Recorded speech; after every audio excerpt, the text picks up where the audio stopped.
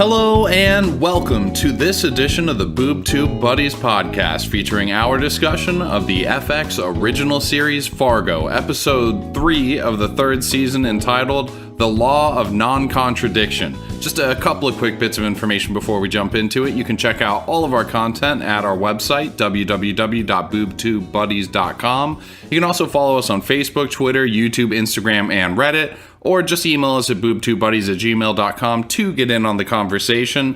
Let's go ahead and hop into it. My name's Foxman, and I'm joined by the Minnesota Gophers to my Wisconsin Badgers. What's up, Nathan? Not much, man. How are you doing? Pretty good. I'm really excited to have somebody smart explain to me what I just watched. You know, I will say, there are certain things I am going to need some help with here in this episode. Oh, God, should we call Mothman?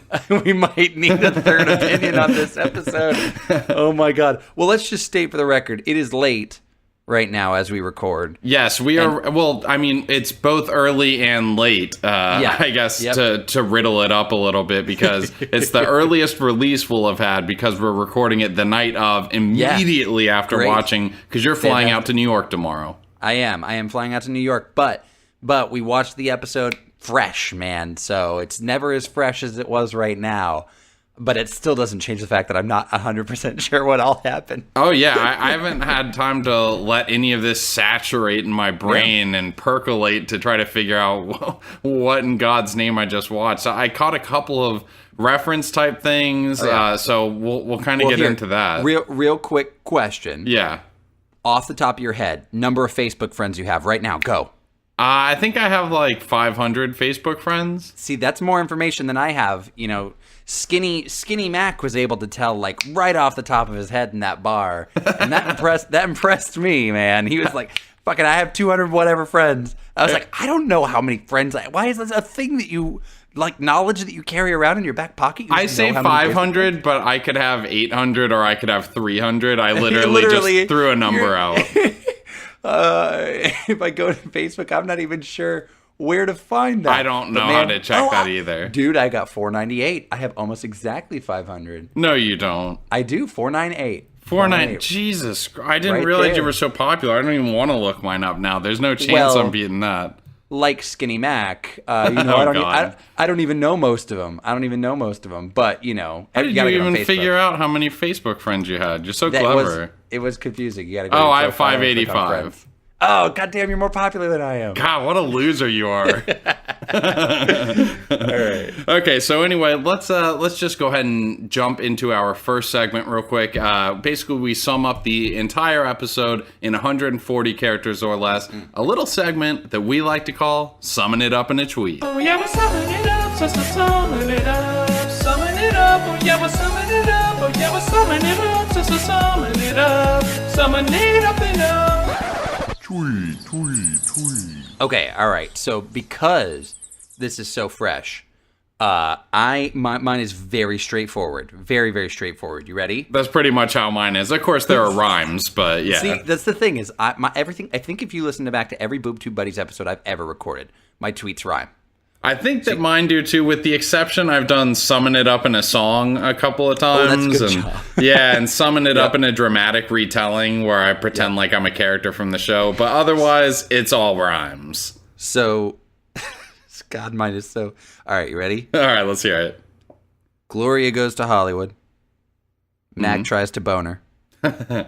She happened to get his hotel room and realized where he got his name. That's the whole tweet. Done. That's it. See? It's super straightforward. That might be the laziest Summon It Up in a tweet I've... That's the best description. It's so lazy. I was like, what happened in this episode? This happened, and this happened. Hey, I summed it up, though. All right, well, I was watching it without glitches, which we'll get into your viewing experience here in just a minute. Right. But okay. This episode was quite confusing, though Mac from Sunny was quite amusing. Trading snow for sunshine and plot for style, my least favorite episode in quite a while, and that is Summon It Up in a Tweet. Okay, I like how your just opinion of the episode is just out there. It's just out there, man. Yeah, well, let's just go ahead and jump into it, because I like to box you in, and you're always free flowing out there. Oh yeah. But I want you scale of 1 to 10. I'm pinning you down. Yeah, what do you fine. think? It's a 6. It's probably it's like a 5 or 6. Yeah, I'd give it. I'd give it a Fargo 5.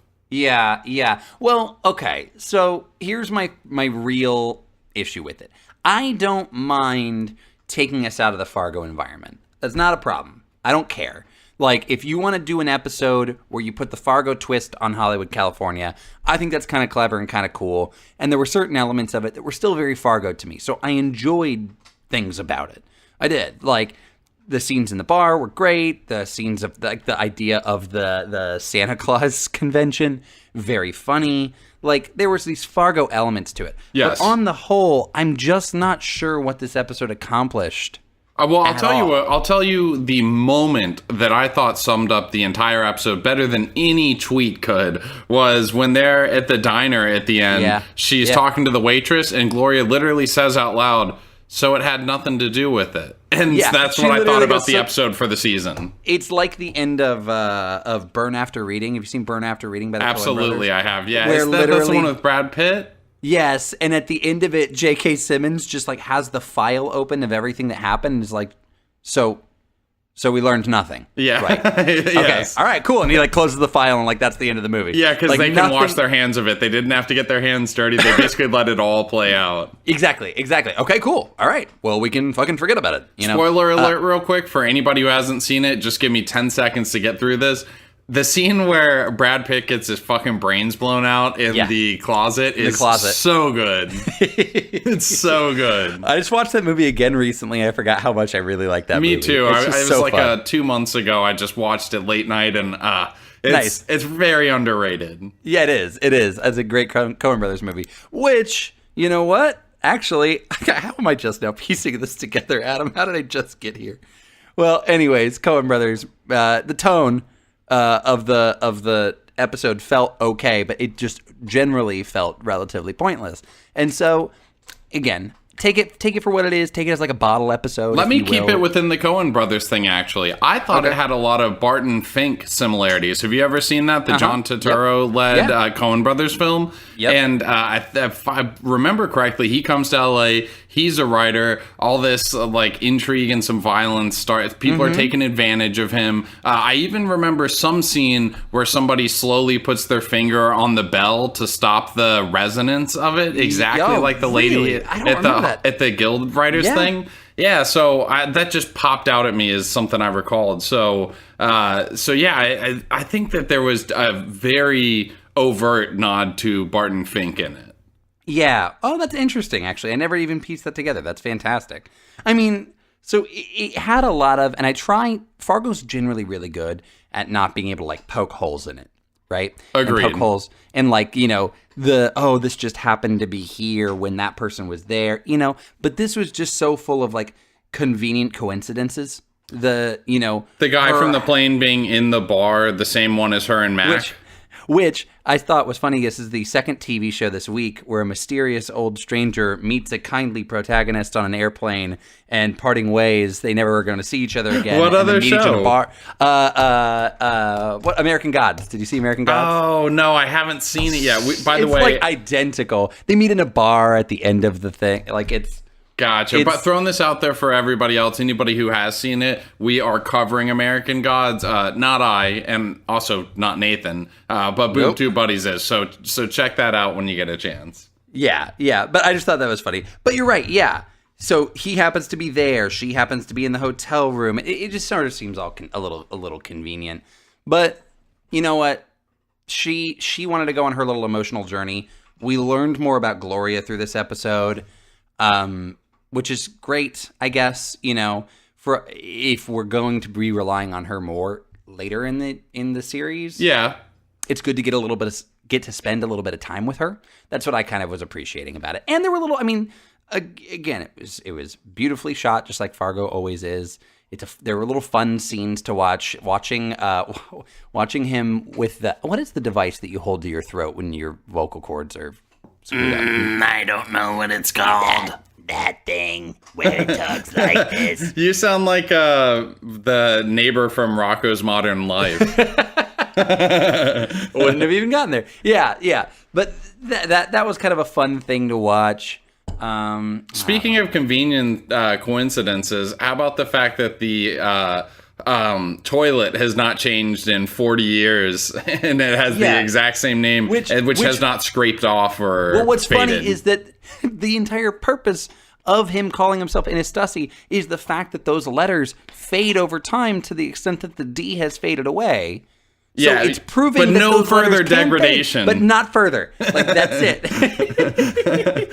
Oh, man. I Yeah. love the show. I love this goddamn show. So this is just going to be an episode just to sort of poke a little bit at. Agreed. And I think that for the most part, from now moving forward, we're going to talk in positivity, but I think that it's fair to criticize something, and we're trying to watch everything that we watch critically. And even last week we said, it's been basically just a big dick sucking party of us just talking about all the things we love about the show. It's good that we can sit here and talk Fargo, about. Fuck you, Fargo. You earned it. You know what? You were too good for too long. All right, so here's my little tangent about my experience. First of all, is DirecTV a sponsor of ours? No, absolutely Great. they are not. Do you see your paycheck? All the numbers are on the right side of the decimal. True. So I had a poor experience watching this episode on DirecTV, and I don't think this is the intended experience of DirecTV, obviously. But for the record, I watched it on DirecTV with no issues. So DirecTV, if you're listening, 50-50, not bad. Did you watch it like through a cable box or through like a streaming box? DVR, yeah. DVR, okay, yeah. So I was trying to watch it on my computer and on my phone back and forth because I could not just get one to be stable. Oh, but God, that sucks. I know. And then over the course of, 2 minutes of the show, it would pause for 15 seconds or the audio would desync and then catch up, 10 seconds later. And so it was sort of a it was a very muddled experience watching this episode. I caught it, but, there are little things. So, like, I have not pieced together, how did they con him? What was the con between Zimmerman and Vivian, and then Thaddeus? It was simply that he pulled this big-time, big-wig move when he's in the screening room and Thaddeus Mobley comes in to see him. He's got the beautiful actress in there who kind of, wows him by batting her eyelashes. And he also does this cool big shot move where his secretary comes in and I'm assuming pretends like Warren Beatty really wanted to get in on this film, but there were some contractual issues that could only be smoothed over by greasing some palms. And then Thaddeus is, kind of sitting there for a second. The girl's kind of, I think she uncrosses her legs actually. And then he's like, well, you know what? I actually got from the publishing company a little bit of a forward, basically, for my his book. Yeah. Exactly. So he starts writing check after check. He grows out his gross, wispy, pencil-thin mustache, starts doing coke, is banging the hot actress lady, and obviously we find out in the end that it was all grift. Okay, so he assumed that he was writing that check to them so they could make a movie, but instead Zimmerman was just trying to get the money. Exactly, yeah. He was just milking him. All right. Zimmerman has been in that goddamn hospital for a very long time. Oh my God, yes. How long? 30-something years? I feel like it would be more, but I guess so. But like, think about how much older Thaddeus was when he died than he was in this episode. That's not 30 years older, right? Like, God, I don't know. Maybe that's what the Fargo winters do to somebody. Maybe that's it. God, it's like the reverse fountain of youth. Oh, God, you go to Fargo and you just age real fast. I don't know. Like the cold gets in your pores or something. I also liked when they were at the hospital and Gloria walks out of his room and starts asking the nurse. She mentions an accident. And Gloria, and I've never heard anyone say this when they want to know more about something. She just said the words. Keep talking. She said, "Say more about." Say more. That's right. Say more about direct. That. I know. I was like, "Hey, you know what? You go, girl." God, yeah, no beating around the bush. Yep. Man, they really make L.A. out to be this fucking shitty town. Like, she's robbed right away. People just want to get in your pants. Yeah, the guy just assumes she's a prostitute at the hotel, which, by the way, that by motel looked very familiar. I swear to God, that was either the same hotel that was in No Country for Old Men or Memento or Not something. Memento. I just watched Memento, and I feel like I would have recognized that. The one in Memento, like the counter is almost behind like a shield, and the right when you walk out, there's like an awning or like a cover up. Yeah, that's right. It does have the awning. That's true. Mm-hmm. Yeah, the thing that they have to drive under. God, I swear to God, I've seen that motel before. Ladies and gentlemen, best podcast on the internet where we speculate about hotel designs and various TV shows and franchises. I feel like, though, I could have a long conversation about differing hotels in different media. I think just in general, set locations, like especially reused ones, are interesting. Yeah. Like there was one in Westworld that had been used in Arrested Development, and to me that was super interesting. What? Yeah, What? And it was Where? from the most recent episode of Arrested Development. It's one where I know that the big fucking truck with the stairway thing is right next to the same town that El Lazo's daughter is in, where where her family basically gets killed, and then she gets dragged off by the Man in Black. It's that same town. I can't remember what the name of the town is. That's so funny. Yeah. Well, you know what? Actually, when I think of hotels, I think of separately from one another, because I just realized this. I was like, oh, when was that hotel? What was that in?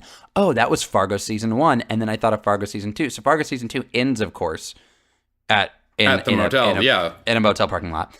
And Fargo Season 1, there's a scene where Billy Bob Thornton's character is at a hotel, and then he convinces a kid to go piss in the gas in the fuel chamber of the car. Absolutely, because his aunt or whatever is who owns the hotel. She catches him and he gets in trouble. Bitch. Yeah. So I think of those sort of motels. So actually, this is a sort of funny little trope. Yeah, there's something there. Yeah, stupid little motels that Fargo has its sights set on. I don't know. That's a weird point, but yeah, that is a weird point. But yeah, I mean, LA's so seedy. Like Mac's character from It's Always Sunny in Philadelphia. First off, there's a Facebook thing, but then he goes to the bathroom, he comes back, and he's like, hey, I called dibs on this one, you old bag. And then he's like, so what's happening here? Are we going to bang or what? It's so fucking crass. After watching American Gods, a character meets the other protagonist on an airplane, and then later shows up in a bar where he just happens to be. And so, I, for whatever reason, assumed it would be the same sort of thing where essentially in American Gods, that character offers the protagonist like a job that he probably shouldn't take. Like, he's been following him and it's a purposeful coincidence. I assumed this was the same and this like mysterious old man was following Gloria. But no, I think that they just ran into each other at the bar. What was the significance? That's what I'm not understanding is just why. Did you ever watch the show Reaper by chance? Mm-mm. Ah, okay. I think that it's a really underrated, like, semi-comedy type show that was on, God, I don't even remember, NBC or CBS or something. But he played the devil in it, basically. And he is just so charming as the devil, that older gentleman. Really, really underrated show that I think only got a couple of seasons. Huh. I don't remember that. I think I know him from, like, Tim and Eric. Like, he's in, like, a lot of Tim and Eric sketches, or he was in the Tim and Eric movie, I think. I don't know. When I see that guy, I always think of, like, strange comedy. Yeah, really weird comedy. He's just one of those faces where you're like, oh, I know that guy, but you never put the name to it. I see Reaper. It was on the CW, and I don't recognize this, like, at all. Like, even a little bit. CW, that sounds about right for the era in my life in which I was watching that show. So, which, by the way, shout out to Frey Lossifer, who fucking loves everything CW. Like, you set this guy up in front of a TV that has the, what is that terrible Legends of Tomorrow show? He will sit there and watch that one for hours and hours at a time. All just like the DC superhero shows that are on the CW. I mean, we both watch Flash. Now. Well, I don't watch Flash, but I keep being told I need to. Oh no, that's embarrassing that I'm the only Boob Tube Buddy member that watches it. I feel like if I watched it, I would get into it. When I was young, I really liked Smallville. Like, I loved the shit out of Smallville. Yeah, I liked Smallville when I was younger, too. Oh, man. But then when I got older, I started making fun of these CW, like, superhero shows. I'm like, who's watching Arrow? Psh, dumb. And then I look back and I'm like, oh, wait.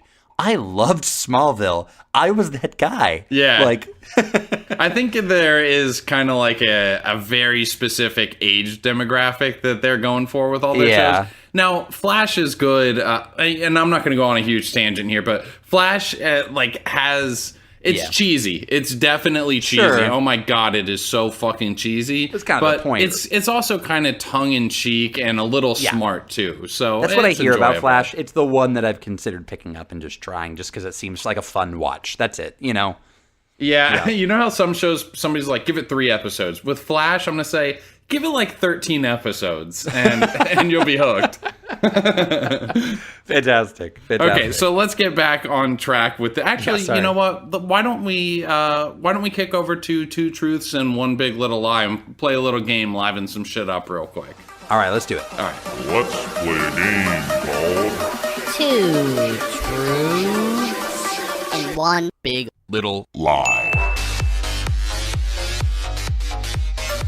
Okay, so the point of 2 truths and 1 big little lie, it's basically a trivia game, but we're both going to have chosen 2 different actors. I chose Scoot McNairy, who plays, I didn't even write down his name, but Maurice in the show. And so basically it's 3 statements, 2 of which will be true, 1 is false. We tally up who's winning every episode. We'll figure out some sort of little mini punishment for the finale based off who is lost. Ooh. I haven't even told you that, so. I'm excited. Listen, maybe I'll just lose on purpose. Oh shit, you are winning, aren't you? I am. I'm 1 up. Golly I Moses. think we're 1-0, right? Oh, this is embarrassing. Okay. All right, you started off then, Hotshot.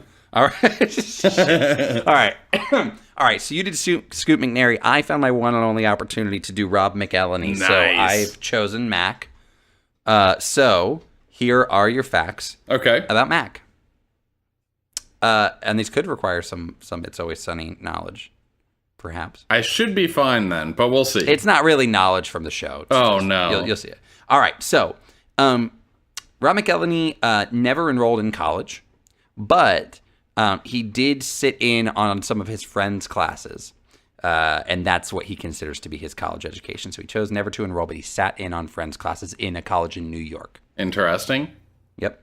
Rob McElhenney, and this is just a fact, gained a lot of weight for a season of It's Always Sunny. I recall Fat Mac. Yep, Fat Mac. And that process of gaining a lot of weight actually gave him sort of an internal sort of like sense of depression, and he medically for a while was dealing with depression as a result of gaining all that weight. I think I remember reading that, but that also could just be like one of those internet, myths that pop up that you're capitalizing on. So, all right, I'm still listening.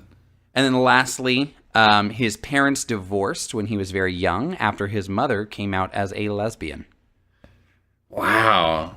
Man, a story like that has got to be true. But I'm going to say it's false. So I'm going with number 3 is false. Wrong. God damn it. I hate you so much right now.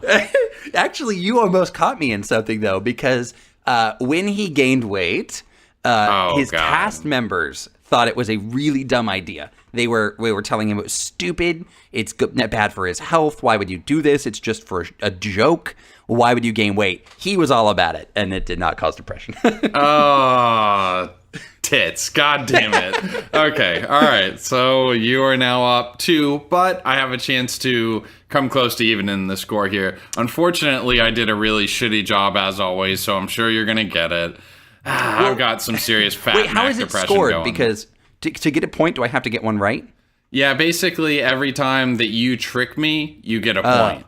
Oh, fantastic. Okay. Yeah. All right, sounds good. So, so yes, I did do mine on Scoot McNairy, and I tried my best to tighten it up a little bit this week, because last week it was a rambling mess. It was terrible. You needed me to repeat it like 8 times. So, I don't mind. I like how specific it was, but all right, let's do it. Let's hear Okay. I want to hear what you got. Truth 1. His real name is John Marcus McNairy. His father started calling him Scoot when he was 2 years old because he used to scoot around on his butt all the time. Truth 2.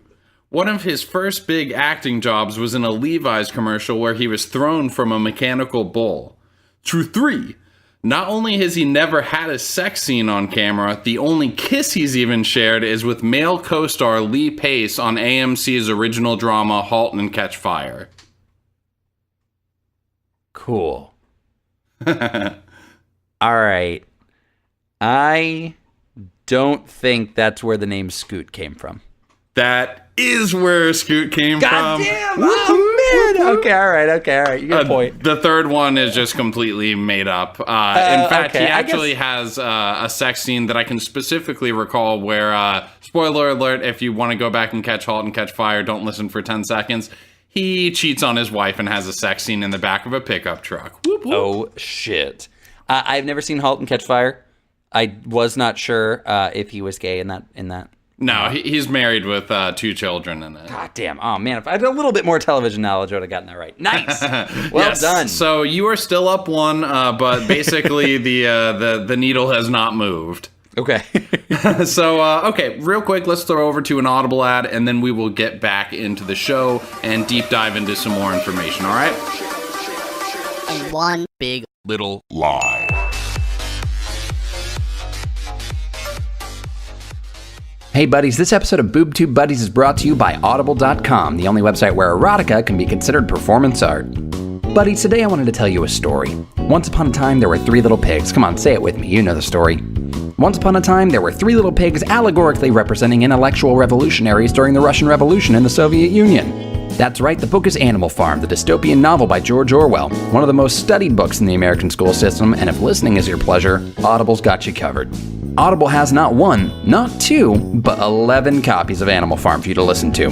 Ever wanted to know what it would sound like for Jewish actors to dramatize Animal Farm in Hebrew? No one has. But that didn't stop Nathan Datner from catering to that microscopically niche audience. Go to audibletrial.com/boobtubebuddies, sign up for a free 30-day trial of Audible, and listen to a tale about the death of capitalism while supporting it wildly. All right, so one of the things that this episode I think did really, really cool, because I was saying earlier I like the way it was shot. I do like some of the visual aspects of it. Of course, there were the cartoon elements that happened. I actually really liked the cartoon part of it. Yeah. So and we just got done doing our series on Legion, and there was an episode in Legion where there's an animated sequence, and I expressed how much I love that. I love when live action breaks to animation, even just to tell a story. And in this, you're telling the story that Thaddeus wrote I don't remember the name of the book, but one of the books he wrote that they discover in the first episode. And Gloria's narrating these sequences. And in the beginning, and I don't know this for certain, but it definitely was Ewan McGregor playing the voice of an astronaut there in the beginning. Yeah, you catch that? Exactly. And it sounded like Ralph from The Simpsons playing the voice of the robot. Oh, I didn't even think about that. I don't know if it was, but I swear to God, it sounded like it. Same sort of goofy little voice. I can help. So, I love the visual of the sequences, but again, all we're really doing is we're kind of...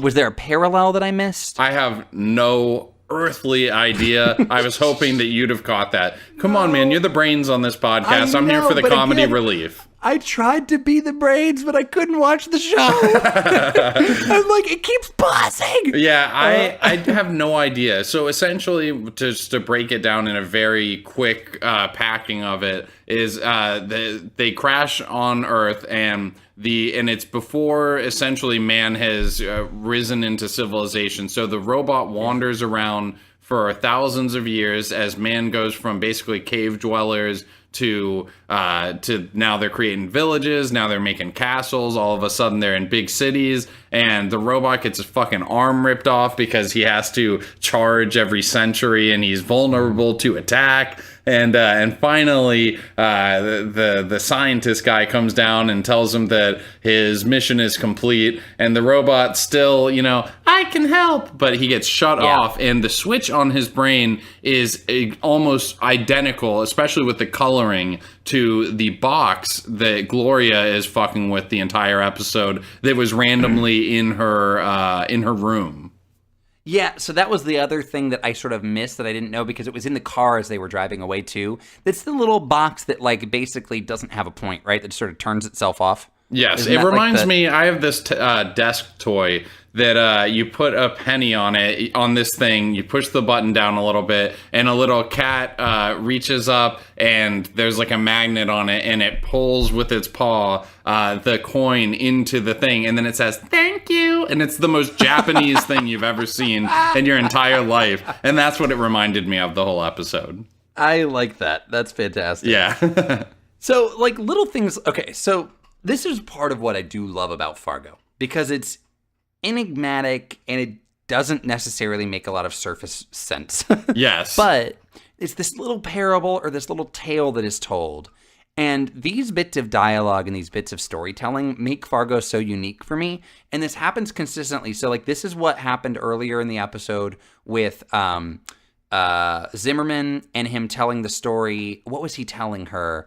Like, kind of about how he thought it was his bad description of quantum mechanics and like how we collide, you know, and we drift around and then we collide with each other, and in those moments, if only for a minute, we are our real selves, but then we drift apart again, and then it's as if we never existed at all. Yep. And that's a very clear, like, sort of metaphor sort of thing, a little take on life, but it allows that quite character uplifting too. It is. But it allows that character, well, until he says at the end that he found that collisions don't actually mean anything. He said, you know what? Want to know what I learned after how many years? Don't let the door hit you on your way out. Yeah. Hey, have you ever seen Hedwig and the Angry Inch by chance? I've not seen the movie. I've seen it live with Neil Patrick Harris in New York. That is fucking rad, first off. But in the movie, they have a like a animated scene, and it happens during the Origin of Love song, which is fucking tremendous. And it so reminded me of the robot sort of thing, just in that it's whimsical, but it's also sad. And then it also reminded me of the quantum mechanics thing, because the whole song is basically about how we were a whole and then we were split in half by the gods. But then when we're making love, that's how it's basically, not you and I, but just like people making love. we were making love. Making love. That's a good song. Oh my God, dude. It's like an all-time, probably top 3 favorite for me. I seriously love that song to death. But yeah, honest to God, you should, if you're listening to this, go on YouTube, look up Origin of Love, and just watch that video and tell me it doesn't remind you of a mixture of the story about the quantum mechanics thing that the guy's telling, Howard Zimmerman, and then the artwork sort of the robot thing. That's awesome. Yeah. I need to go look that up. That's fantastic. When I think of Hedwig, always just sing Sugar Daddy in my head. So now I'm going to have that. I got a sweet tooth, licorice drops and jelly rolls. Jelly rolls. So good. So one of the other things I was thinking, because these sort of like metaphors that like sort of define Fargo, there's one that I always go back to from season 1. Okay. And Molly is talking to, I don't remember who, I think it was Martin Freeman's character, and tells him the story of a guy who lost a glove, and he got on a train, and he saw the glove sitting on the the terminal there on the concrete from inside the train, and the train was beginning to take off. So he took off his other glove and threw it out the window. And he said, well, at least if someone finds it, they'll have a pair. And that's like her little like story that she tells. And after seeing that, and I've seen that season twice and listened to her tell that story twice, I've had to look up, and there's like one Reddit article I continue to go back to, trying to figure out what the fuck she's talking about, like why she tells that story to him in that moment, to Lester. Yeah. I don't know. I don't know the metaphor. I'm like, what's the glove? Is he the glove? Is he the guy? What's the metaphor? I don't get it, but I love it. I love the story. I love her telling it. Like, she's so purposeful in her telling that story to Lester. And after she tells the story, she just says, see you later, Lester, and leaves. It's quite similar, actually, to the story that the old man in the bar tells about how, a soldier goes off to war. He leaves his wife with the divorce paperwork. Papers. And, if he's not back within a year, well, then they were never married or whatever. But then if he comes back, then they were married the whole time. So during that year, they were both married and divorced. and it's interesting. But I I'm know, like, but why tell the story? It's like Noah Hawley has all these little like parables in his head. yeah, and he's like, no, they don't relate to the story. I just want to tell them. Exactly. Honestly, it's kind of like some of the shit that we do at Boob Tube Buddies, like our songs and things that we end up doing. They don't all totally correlate with what's happening, but I'll be damned if we don't have fun doing them. Exactly. And so there are things about this episode that are they're very uniquely Fargo, and I love that about it. It still has charm. It does. And, I will watch the episode again with my wife, and I will gladly watch it again because I still feel like I missed 25% of it. Well, I can't wait till you do, and you can explain to me why it was 3 points better on a scale of 1 to 10 than what we originally rated it. Okay, all right. Yeah, I can come back next week and be like, hey, last week's episode, masterpiece. Yeah, it's like the Fly episode of Breaking Bad. Yeah. Yes. Which, by the way, super controversial opinion here. It is basically my least favorite episode, and I know all the true fans, and fuck everybody out there. I'm a true fan. I've seen it 3 times. I don't like that episode. I'm sorry. I do, but not because... so when I first saw it, I didn't know that it was Rian Johnson. That's one thing I didn't know. So I wasn't biased based on it being like, oh, cool. The guy who made Brick, oh, he did this. Cool. So I didn't know that. When I watched it, I was like in film school. So I was like doing a lot of writing and stuff. And one of my favorite elements of TV shows at the time were just bottle episodes. Just how can you make 2 characters have interesting conversation in a single environment for an hour? Well, that pretty much does it. Yeah, that does it. And so after having watched it and been like, oh, cool, this is Breaking Bad's version of a bottle episode, it's just conversation and conflict that happens in a single room.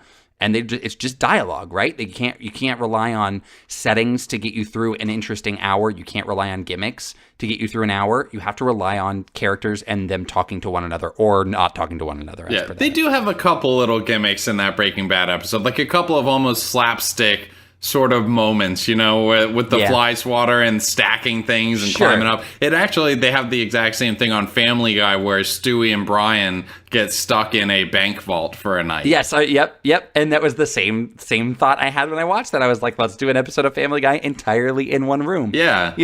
So that's the idea of a bottle episode of TV, and so I liked that, and because it was a cool dialogue exercise, almost like a bit of a challenge to give yourself to like, can I make this interesting?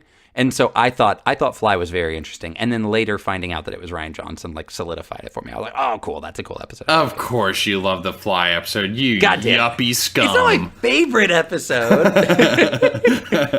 Okay, is there anything else that you feel like we should try to unpack from this episode? Because I feel like we hit on most of the impactful moments, but it's very difficult to even tell what is going to resonate later on. So that's the thing. I don't know. Right? This is just Glory Goes to Hollywood. There's not a bunch of characters to talk about. We can't dive into the Stussies. Because we don't know anything more about them yet, even though we know that they are going to be the crux of the whole season. The season is she's still got to go back to Minnesota. She's still got to figure out what happened. Oh, actually, you know what? That's a great point right there. It does bear mentioning at the end that the deputy tells her that they have ID'd off of fingerprints that it was Maurice, Maurice LaFay. There we go. That's his last name. Yeah, but he died in this freak AC accident, and then she's like, AC in the winter, eh? Why am I so goddamn Mexican? AC in the winter, eh? In the winter. Oh, God, now you're fucking Swedish. In the winter, AC. Oh, my God. Worst How could that have happened? ever. Let's go to Arby's. Have some curly fries. Yeah, I love Arby's, and Hertz must have loved this episode. I know, Hertz. Yeah, I saw that too. Yeah, but excuse me. She's gonna go. So now she's on the trail of figuring this out. She's gonna go investigate the AC thing. It'll lead her back to the Stussies, and all of a sudden our characters are in the same room together. Which is kind of what happens in this sort of tale. And so I know that this is gonna lead somewhere, but I just don't know if at the end of the season I'll look back and be like, thank God there was that episode where Gloria went to Hollywood. Yeah, I'm right there with you. But I mean, I'd be happy to be proven wrong. but it's very hard to see what sort of correlation is going to come from this. Because like I said, about midway through this episode, the moment that I thought encapsulated the whole thing was her in the diner saying, so none of this has anything to do with it. Because to me, that's what it felt like. But there's self-awareness in that, right? There's the burn after reading self-awareness, right? You tell the whole story, and then in the end you say, and by the way, none of this mattered. And just to show you that sometimes we go off on trails that we think lead us somewhere, only to find out they don't lead us anywhere, and we've learned stuff, but does that stuff really apply to us? No, and sometimes you got to kind of live with that and just get back to your daily life. And maybe that's the point. Yeah, I don't know. That does not really work for me in a thematic, entertaining hour of television. So yeah, true. So if that is the point, then I'll stick with my rating system. So anyway, I think that that's going to be the episode. We have a couple other things coming up. We have Sense8 at the end of the week. We have a Guardians of the Galaxy episode that'll be releasing at the very beginning of next week. And of course, we're still doing Better Call Saul and American Gods. Nathan, I hope that you have an awesome trip to New York, man. You know what? I think it'll be fun. It's going to be a very quick trip. I'll be back on Sunday, and I'm excited to start recording again next week. Excellent. Well, hey, until next week, why don't you go ahead and tie a bow on this bitch? I always do. See you next time, little buddies.